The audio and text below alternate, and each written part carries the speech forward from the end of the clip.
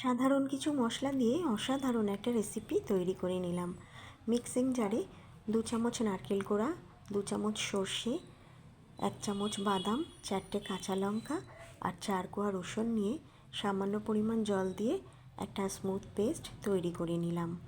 অন্যদিকে কিছু চিংড়ি মাছ নিয়ে ভালো করে ধুয়ে নিয়ে তার মধ্যে স্বাদ মতো নুন, চিনি আর হলুদ দিয়ে দিয়েছিলাম।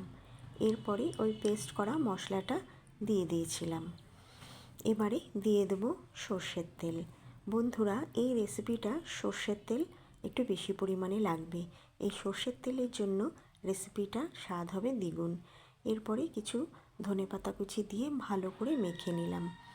অন্যদিকে কড়াইতে আর একটু সর্ষের তেল দিয়ে মাখা চিংড়ি মাছগুলো দিয়ে আর বাটিটা ধুয়ে সামান্য পরিমাণ জল দিয়ে দিয়েছিলাম। এবার হালকা করে নেড়ে চেড়ে ঢেকে দিয়েছিলাম। ভাপেই মাছটা হয়ে যাবে। এবারে নামানোর আগে কাঁচা সর্ষের তেল দিয়ে দিলাম। বন্ধুরা, এই রেসিপিটার কী নাম দেওয়া যায় তোমরা বলো তো? বাদাম চিংড়ি, নারকেল চিংড়ি না সর্ষে চিংড়ি? দেখো রঙটা কত সুন্দর। রং দেখেই তোমরা বুঝতে পারছো কত সুস্বাদু হয়েছে।